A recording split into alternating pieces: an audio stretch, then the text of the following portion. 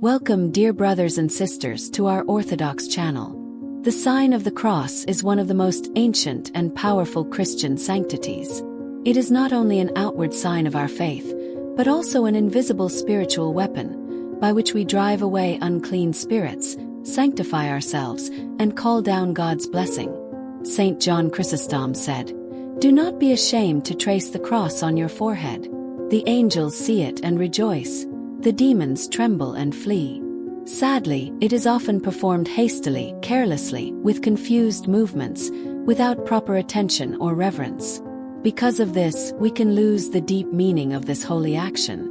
Saint Ignatius Bryanchaninov warned, "One must give due honor to holy things, otherwise we become like pagans who perform rites without reason or faith." In today's video, we will take a closer look at how to make the sign of the cross properly. First, let us talk about how to position the fingers. We join together the thumb, the index finger, and the middle finger of the right hand. This is the sign of our faith in the Holy Trinity, the Father, the Son, and the Holy Spirit. The ring finger and the little finger are pressed to the palm. This testifies that our Lord Jesus Christ is both God and man, having two natures united in one person.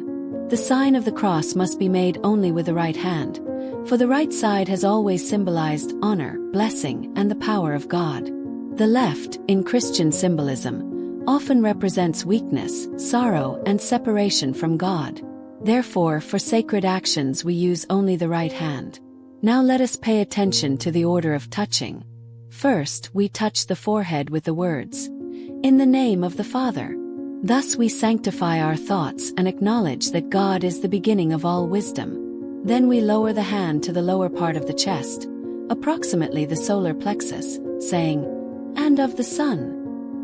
Here we confess that Christ, the Son of God, descended from heaven and humbled himself, taking on human flesh.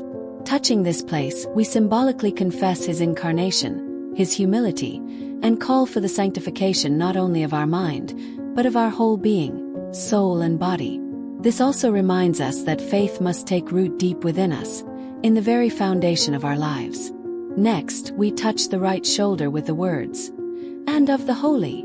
This is the symbol of God's power and truth. Finally, we touch the left shoulder with the word Spirit. Amen. Asking for protection from evil and darkness.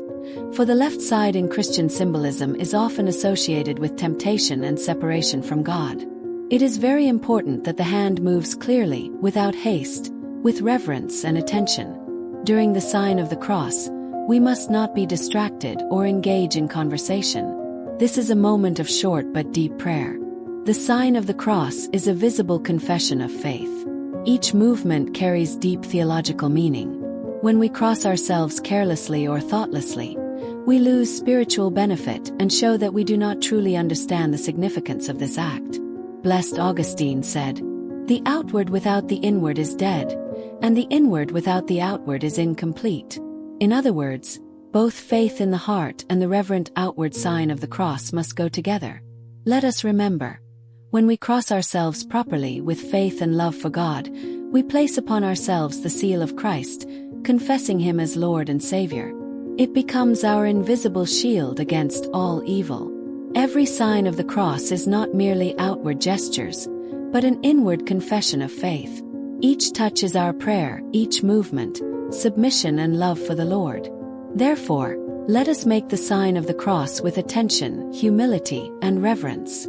And may each cross we trace sanctify both soul and body,